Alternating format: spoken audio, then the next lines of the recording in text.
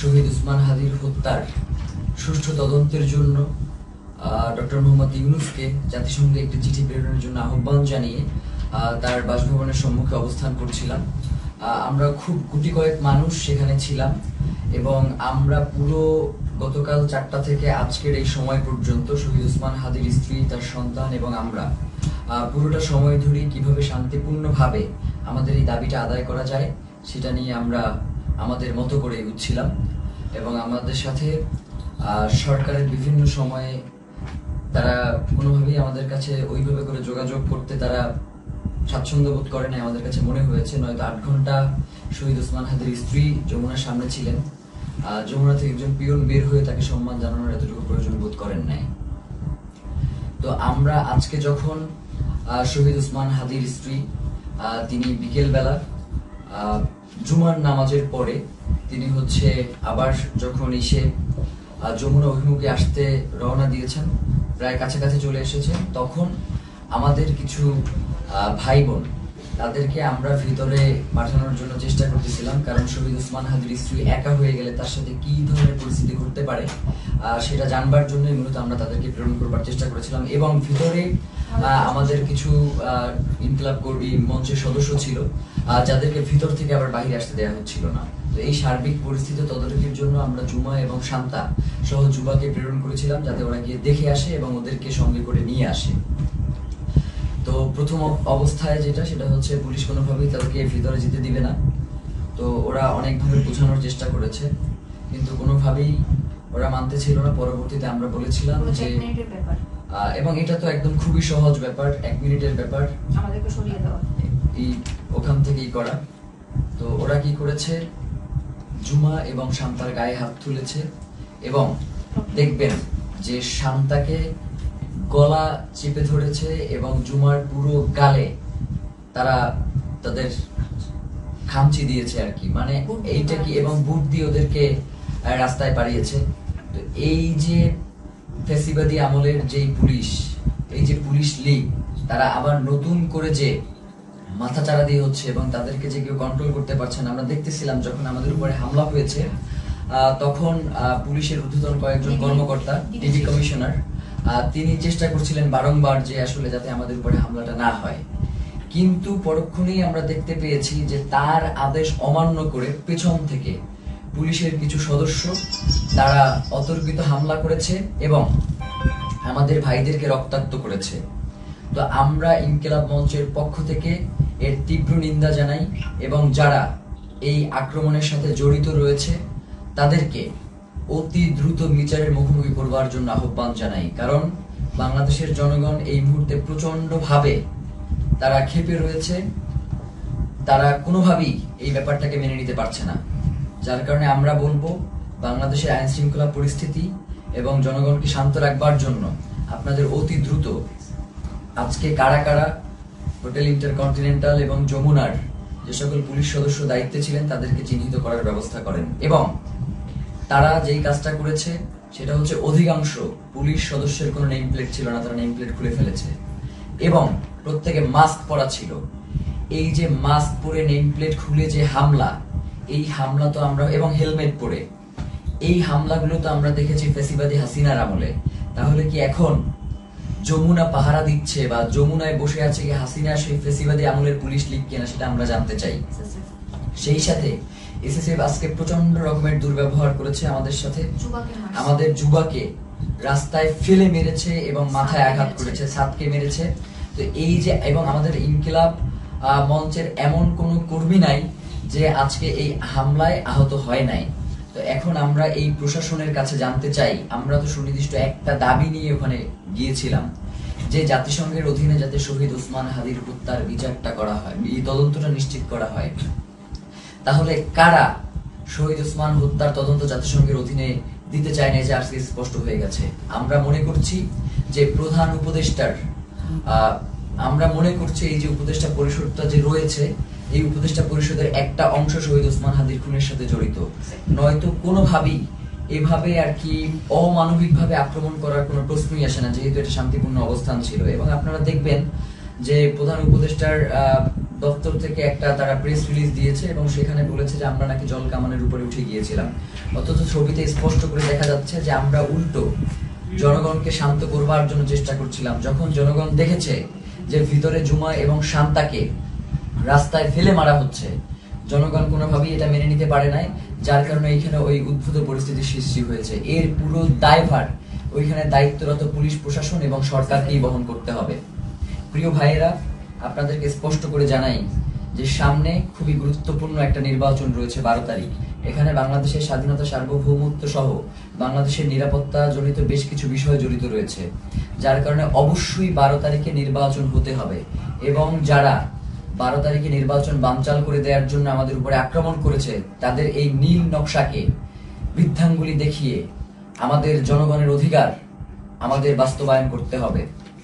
প্রিয় ভাইয়েরা, জনগণ, বাংলাদেশের জনগণ প্রচন্ড শান্তিপ্রিয় এবং তারা সব সময় সরকারকে সহযোগিতা করে আসছে, কিন্তু সরকার সেই জনগণের উপরে আজকে মুহুর্মুহু sound grenade, tear shell, rubber bullet এগুলো নিক্ষেপ করেছে। এবং এখনো তারা বিভিন্ন জায়গায়, যেমন শাহবাগে এখনো সম্ভবত আক্রমণ চলছে। একটু আগেও আমরা এই লাইভ শুরু করবার আগে দেখতেছিলাম যে শাহবাগে আক্রমণের মতো ঘটনা ঘটতেছে। তো এবং 100-র অধিক শাহবাগেও আহত হয়েছে। তো এই যে পুলিশের ন্যাক্কারজনক হামলা এবং তাদের যে লাগাম টেনে ধরা হচ্ছে না, তারা বলছে, মানে আপনি একটা জিনিস খেয়াল করেন, তারা বলছে যে আয় হাদির লাশ নিয়ে যা। মানে এইটা পুলিশের, মানে সে যদি আওয়ামী লীগ না হয়, সে যদি মানে সত্যিকার অর্থেই কোনো পুলিশ সদস্য হয়ে থাকে, তাহলে তার এই ধরনের কথা বলবার কোনো প্রশ্নই আসে না। তো আমরা স্পষ্টভাবে বুঝতে পারছি যে বর্তমান পুলিশ প্রশাসনের এই যে আওয়ামী লীগ গোষ্ঠী যারা এখন পর্যন্ত রয়ে গেছে, তাদেরকে ছাঁটাই করবার না করবার কারণে এই ধরনের উদ্ভূত পরিস্থিতি তৈরি হয়েছে। এর দায়ভার এই অন্তর্বর্তীকালীন সরকারকেই নিতে হবে। এবং আমরা আশঙ্কা করছি যে যমুনার ভিতরে হয়তো অন্তর্বর্তীকালীন সরকার সেফ না, কারণ যারা আমাদের উপরে যেইভাবে আক্রমণ করেছে, তারা যে কোনো মুহূর্তে যমুনায় ডক্টর মোহাম্মদ ইউনূসের উপরেও আক্রমণ করতে পারে। এই ধরনের একটা আমরা আশঙ্কা বোধ করছি, কারণ এদের আক্রমণের সাথে হাসিনার পুলিশ লীগের আক্রমণ পুরোপুরি মিলে যাচ্ছে। এবং সেই সাথে আমরা এটাও আপনাদেরকে বলতে চাই যে আমরা দেখতেছেন তো আমাদের কি অবস্থা, তারপরেও আমাদেরকে শান্তিপূর্ণভাবে সকল অবস্থার মোকাবেলা করতে হবে। আমরা চাই যাতে বাংলাদেশে কোনো উদ্ভূত পরিস্থিতির সৃষ্টি না হোক, যার মাধ্যমে মূলত আজকের আক্রমণটা হয়েছেই হচ্ছে নির্বাচনকে বানচাল করে দেওয়ার জন্য। সুতরাং এই নির্বাচন অবশ্যই হতে হবে এবং সেটা 12 তারিখেই হতে হবে। এবং যারা নির্বাচন বানচাল করতে চায় তাদেরকে আমাদের রুখে দিতে হবে। আমরা কোনোভাবেই এই নির্বাচনকে বানচাল করতে দিব না, কারণ বাংলাদেশের জন্য এই নির্বাচন অত্যন্ত গুরুত্বপূর্ণ। প্রিয় ভাইয়েরা, সেই সাথে আমরা আপনাদেরকে স্পষ্ট করে যে জিনিসটা জানাতে চাই, সেটা হচ্ছে শহীদ ওসমান হাদির হত্যার যে তদন্ত, সেটা জাতিসংঘের অধীনেই হইতে হবে। আমাদের এখানে আমরা তাদের সাথে কথা বলেছি, তারা আমাদেরকে আশ্বস্ত করেছিল যে জাতিসংঘের অধীনে এটার তদন্ত হবে, কিন্তু তারা কোনো ধরনের সময়সীমা বেঁধে দেয় নাই। তারা ইতিপূর্বেও আমাদেরকে আশ্বস্ত করেছিল তারা ক্ষমতায় থাকা অবস্থাতেই শহীদ ওসমান হাদির হত্যার বিচার করবে, কিন্তু তারা সেই বিচার করতে পারে নাই। যার কারণে আমরা তাদের শুধুমাত্র কথায় আশ্বস্ত না হয়ে আমরা তাদের কাছে একটা দাবি করেছিলাম যে আপনি কবে নাগাদ এই কাজটুকু বাস্তবায়ন করবেন, এই চিঠিটা ইস্যু করবেন, সেটা আমাদেরকে জানান। এখন রাষ্ট্রের কাছে যদি আমাদের এতটুকু দাবি জানানোর অধিকার না থাকে, তাহলে তো বাংলাদেশ বলে কোনো রাষ্ট্র এই মুহূর্তে সাস্টেইন করবার কথা না। এখন তো এই রাষ্ট্র তাহলে অন্য দেশের প্রক্সি দিচ্ছে এই রাষ্ট্র কোনো না কোনো ভাবে। তো প্রিয় ভাইয়েরা, আপনাদেরকে স্পষ্ট করে বলি, শহীদ ওসমান হাদির হত্যার তদন্ত জাতিসংঘের অধীনেই হইতে হবে এবং 8 তারিখে অবশ্যই এই অন্তর্বর্তীকালীন সরকারকে জাতিসংঘের কাছে চিঠি প্রেরণ করতে হবে। প্রিয় ভাইরা, এক্ষেত্রে আমাদের কিছু দাবি রয়েছে। চিঠি শুধু প্রেরণ করলেই হবে না, চিঠির ভিতরে নিম্নলিখিত আমরা যে বিষয়গুলো বলবার চেষ্টা করছি সেগুলো অন্তর্ভুক্ত থাকতে হবে। প্রথমত, সরকারকে UNOSCHR কে অনুরোধ করতে হবে যেন তারা শহীদ শরীফ ওসমান হাদি হত্যাকাণ্ডে একটি স্বাধীন ও নিরপেক্ষ ইন্ডিপেন্ডেন্ট ফ্যাক্ট ফাইন্ডিং ইনভেস্টিগেশন পরিচালনা করে।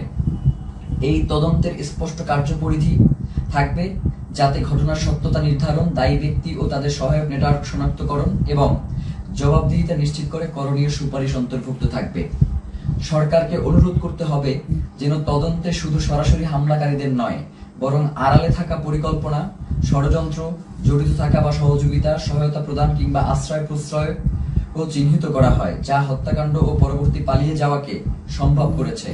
মূল কথা হচ্ছে, খুন যারা করেছে, খুনের পেছনে যারা পরিকল্পনা করেছে, এখন পর্যন্ত খুনিদেরকে যারা আশ্রয় প্রশ্রয় দিয়ে রাখছে, তাদেরকেও এই তদন্তের মাধ্যমে উদ্ঘাটন করে নিয়ে আসতে হবে। এক্ষেত্রে সরকারকে পূর্ণ সহযোগিতার নিশ্চয়তা দিতে হবে। এতে প্রাসঙ্গিক প্রমাণ ও স্থানসমূহে প্রবেশাধিকার অন্তর্ভুক্ত থাকবে। একই সঙ্গে রাষ্ট্রীয় বা অরাষ্ট্রীয় কোনো পক্ষের হস্তক্ষেপ না হওয়ার নিশ্চয়তা প্রদান করতে হবে।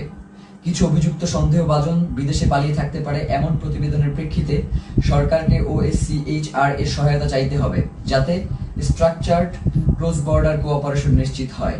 এর মধ্যে লিগ্যাল অ্যাসিস্ট্যান্স ও ইনফরমেশন শেয়ারিং অন্তর্ভুক্ত থাকবে, যাতে দায়ীরা জবাবদিহিতা এড়িয়ে যেতে না পারে। মূল কথা হচ্ছে, শহীদ ওসমান হাদির হত্যার তদন্ত জাতিসংঘের অধীনেই হইতে হবে এবং এই তদন্ত কাজ যাতে কোনো ধরনের বাধাগ্রস্ত না হয়, সকল ধরনের সহযোগিতা এই রাষ্ট্রের পক্ষ থেকে নিশ্চিত করতে হবে। এর বাইরে আমাদের কাছে কোনো সেকেন্ড অপশন নাই। আজকে আমাদেরকে গুলি করেছেন, কালকে প্রয়োজনে আমাদেরকে মেরে ফেলেন, কিন্তু শহীদ ওসমান হাদির হত্যার বিচার এই বাংলার জমিনে হইতেই হবে। এর বাইরে কোনো সরকারের সেকেন্ড কোনো অপশন নেওয়ার কোনো সুযোগ নাই। প্রিয় ভাইয়েরা, আপনাদেরকে বলি, এই যে আজকে আমাদের উপরে যে ন্যাক্কারজনক হামলা হয়েছে, এই ন্যাক্কারজনক হামলার পিছনে কারা রয়েছে, কারা আমাদের উপরে অতি উৎসাহী হয়ে আক্রমণ করেছে এবং আমাদের ভাই বোনদেরকে, মানে একটা মানুষকে আসলে কতটা বাড়ি দেয়া যায় লাঠি দিয়ে, আমরা এটা প্রশাসনের কাছে জানতে চাই। একজন মানুষকে আমি ভিডিওতে দেখেছি 30 থেকে 32টা বাড়ি দিয়েছে। যতক্ষণ পর্যন্ত সে ওইখান থেকে নিরাপদ দূরত্বে না যাইতে পারছে, ততক্ষণ পর্যন্ত একজনের পরে আরেকজন তাকে আঘাত করতেই ছিল। ব্যাপার যেটা ঘটতেছে সেটা হচ্ছে, আমাদের কাছে মনে হচ্ছে যে এই প্রশাসন এখন আর অন্তর্বর্তীকালীন সরকারের কথায় চলে না। এই প্রশাসনকে কেউ নিয়ন্ত্রণ করছে। সেই নিয়ন্ত্রক কারা, সেটা বাংলাদেশের জনগণের কাছে সরকারকে জানাতে হবে। নয়তো এই সরকারের অবশ্যই দায় থেকে যাবে যে কারা জুলাই জনতার উপরে এই আক্রমণটা করলো। তারা শহীদ ওসমান হাদিকে হত্যা করতে পারে নাই। শহীদ ওসমান হাদির হত্যার বিচারের দাবি যদিও জানানো না যায়, তাহলে তো এই রাষ্ট্র সামনে ফাংশন করবে না। এবং আমরা ইতিমধ্যেই দেখতে পেয়েছি যে রাজনৈতিক দলগুলো থেকে এই আক্রমণের ঘটনার ব্যাপারে প্রচন্ড উল্লাস প্রকাশ করা হচ্ছে, আপনারা দেখেছেন। আমরা আপনাদেরকে স্পষ্ট করে জানাই, এই 12 তারিখ ভোটের মধ্য দিয়ে তাদেরকে আপনাদের একটা স্পষ্ট বার্তা জানান দেওয়ার সুযোগ রয়েছে। আপনারা 12 তারিখ তাদেরকে ভোটে পরাজিত করে ইনসাফ ও বাংলাদেশের স্বাধীনতা সার্বভৌমত্বের একটা রাষ্ট্র গড়ে তুলবেন, এমনটাই আমাদের প্রত্যাশা। এবং গণভোটে অবশ্যই আপনারা হ্যাঁ দিবেন, কারণ জুলাই সনদ বাংলাদেশের জন্য অত্যন্ত গুরুত্বপূর্ণ। এর সাথে বাংলাদেশের স্বাধীনতা সার্বভৌমত্ব, সীমান্ত, নিরাপত্তা সবকিছু জড়িয়ে আছে। যার কারণে জুলাই গণভোটে আপনাদেরকে অবশ্যই হ্যাঁ দিতে হবে এবং যারা সৎ এবং যোগ্য, তারা যে দলেরই হোক না কেন, তাদেরকে ভোট দিয়ে আপনাদেরকে ইনসাফের বাংলাদেশ প্রতিষ্ঠার জন্য ক্ষমতায় নিয়ে আসতে হবে। এবং সাধারণ জনগণকে আপনারা আহ্বান জানাই যে আপনারা 8 তারিখ পর্যন্ত একটু ধৈর্য ধারণ করুন, যেহেতু সরকারের পক্ষ থেকে স্পষ্ট বিবৃতি দেওয়া হয়েছে যে 8 তারিখে তারা জাতিসংঘের কাছে এই চিঠি ইস্যু করবে, প্রেরণ করবে। তো এবং তার আগে অবশ্যই এই চিঠি প্রেরণের আগে এই চিঠিতে তারা কি লিখেছে সেটা আমাদেরকে দেখাতে হবে। এইটা না দেখিয়ে কোনো ধরনের ছল চাতুরি মার্কার চিঠি কোনো প্রেরণ করা যাবে না এবং এটা অবশ্যই আমাদেরকে নিশ্চিত করতে হবে। প্রিয় ভাইয়েরা, বাংলাদেশের স্বাধীনতা সার্বভৌমত্ব এবং ইনসাফের লড়াইয়ের জন্য শহীদ ওসমান হাদি শাহাদাত বরণ করেছেন। আমাদেরকেও যদি শাহাদাত বরণ করতে হয়, আপনারা ইনসাফের এই লড়াইকে কোনোভাবেই থামিয়ে দেবেন না। ইনসাফের এই লড়াই আমাদেরকে অবশ্যই চালিয়ে নিয়ে যেতে হবে যতদিন পর্যন্ত বাংলাদেশে আমরা বাংলাদেশের আজাদীকে টিকিয়ে রাখতে আমরা চাই। আমার আশেপাশের 2 জন প্রচন্ডভাবে আক্রান্ত হয়েছে, আমি নিজে আক্রান্ত হয়েছি। আমার এবং আমাকে এবং প্রত্যেকের মাথা টার্গেট করে, এই যে আমার পাশে সালাউদ্দিন আম্মার বসে আছে, ওকে মাথা লক্ষ্য করে গ্রেনেড নিক্ষেপ করা হয়েছে, কিন্তু আল্লাহকে বাঁচিয়ে দিয়েছে যে সেটা জায়গা মতো ওরা নিক্ষেপ করতে সক্ষম হয়নি। ওর মুখে সেলাই দিতে হয়েছে, ওর হাতে ব্যান্ডিজ, জুমার গালের প্রত্যেকটা জায়গা আছড়ানো, মাথায় বাড়ি দিচ্ছে, শান্তাকে গলা টিপে ধরেছে। আমাদের এবং ইনকিলাব মঞ্চের যারা ভিতরে ছিল, আমাদেরকে ওখান থেকে ওখান থেকে আমাদেরকে গুলি করে রাবার বুলেট নিক্ষেপ করে সরিয়ে দেওয়ার পরে তারা আমাদের যে সকল ভাই ভিতরে আটকা ছিল শত শত পুলিশ গিয়ে তাদেরকে নির্বিচারে পিটিয়েছে। ফাহিম সহ 2-3 জনের হাত ভেঙে গিয়েছে এই পিটানে। আমরা আমাদের আরেকজন কর্মী যার অবস্থা খুবই সংকটাপন্ন ছিল, যাকে অক্সিজেন দিয়ে তারপর হসপিটালে নিয়ে আসতে হয়েছে এবং তাকে প্রচন্ডভাবে মাথায়, হাতে, কোমরে সব জায়গায় এত পিটানো হয়েছে যে সে এখন ট্রমাটাইজড। আমরা জানাতে চাই, এই সরকারকে বলতে চাই, আপনি অতি দ্রুত কারা এই আক্রমণ করেছে তাদেরকে চিহ্নিত করে বিচারের মুখোমুখি করেন, নয়তো যে কোনো পরিস্থিতির জন্য আপনাকে অবশ্যই দায়ী থাকতে হবে। কারণ বাংলাদেশের জনগণ ততক্ষণ পর্যন্তই শান্তিপূর্ণ যতক্ষণ পর্যন্ত জুলাইয়ের প্রেক্ষাপট তৈরি না হয়। আপনারা কিন্তু খুব তাড়াতাড়ি একটা জুলাইয়ের প্রেক্ষাপট তৈরি করে ফেলতেছেন। এখন যদি আপনারা এটাকে কন্ট্রোল করতে না পারেন তাহলে বাংলাদেশের স্বাধীনতা, সার্বভৌমত্ব কিন্তু টিকবে না। এবং আপনাকেও, প্রধান উপদেষ্টা আপনি আছেন, আপনি আমেরিকাতে চলে যাবেন সেটা হবে না। আমাদের কাছে জবাবদিহি করে এরপরে আপনাকে আমেরিকা যেতে হবে যে কেন জুলাই জনতার উপরে, শহীদ ওসমান হাদির ভাই বোনদের উপরে এভাবে ন্যাক্কারজনক হামলার মতো ঘটনা ঘটানো হলো। ছাত্র ভাইদেরকে উদ্দেশ্য করে বলি যে আমাদেরকে ধৈর্য ধারণ করতে হবে এবং আমাদেরকে এই লড়াই কৌশলের মধ্য দিয়ে আমাদের যাতে মনোবল ভেঙে না যায় আমাদেরকে সে ব্যাপারে সচেষ্ট থাকতে হবে। এই লড়াই তো একদিনের লড়াই না, আমাদের আজাদির লড়াই চলছে এবং আজাদির এই লড়াই চলবে। আমাদের এখন পিঠ থেকে গিয়েছে, আমাদের আসলে আর পিছনে যাওয়ার কোনো সুযোগ নাই। এখন থেকে আমাদেরকে সামনেই এগিয়ে যেতে হবে। 8 তারিখ পর্যন্ত যেহেতু সরকার সময় চেয়েছে, আমরা সরকারকে সেই সময়টুকু দিলাম। সে যদি এই সময়টা আগেই ঘোষণা করতো তাহলে তো এই ধরনের কোনো পরিস্থিতি তৈরি হতো না। যার কারণে আমার কাছে মনে হয় যে সরকার ইচ্ছাকৃতভাবে এই ঘটনা ঘটিয়েছে। এর দায়ভার সরকারকেও বহন করতে হবে। বাংলাদেশের জনগণ এই অন্তর্বর্তীকালীন সরকারকেও ছেড়ে দেবেন, এটা বলে দিলাম। আজকের মতো আমরা সবাই প্রচন্ডভাবে আহত অবস্থায় এখানে বসে রয়েছি। ফাহিমের দেখেন যে পুরো ট্রাউজারটা ওর রক্তে লাল হয়ে আছে, আমার পুরো পাজামার রক্তে লাল হয়ে আছে, ওর পুরো হাত আঙুল ভেঙে গেছে, মুখে সেলাই দেয়া, এবং এইভাবে প্রত্যেককে এমন ভাবে আক্রমণ করা হয়েছে। আল্লাহ আমাদেরকে রক্ষা করেছেন, নয়তো তাদের যেই ধরনের আজকে আক্রমণের ভূমিকা ছিল তারা আমাদেরকে খুন করবার উদ্দেশ্য নিয়ে এই আক্রমণটা করেছে। তো আমরা আমাদের এক ভাইকে হারিয়েছি, আমাদের কোনো এরপরে যদি আমরা আমাদের কোনো ভাইকে হারাই, এরপরেও নির্বাচন হইতে হবে, নির্বাচন পেছানো যাবে না। নির্বাচনের পরে যে রাজনৈতিক দল ক্ষমতায় আসবে তারা যদি এই ব্যাপারে কোনো সুষ্ঠু পদক্ষেপ না নেয়, আমরা শুধু বলি ব্যাপারটা এমন না, আমরা তাদের জীবনকে জাহান্নাম বানাই দিব বলছি, তাদের জীবনকে জাহান্নাম বানাই দেবো।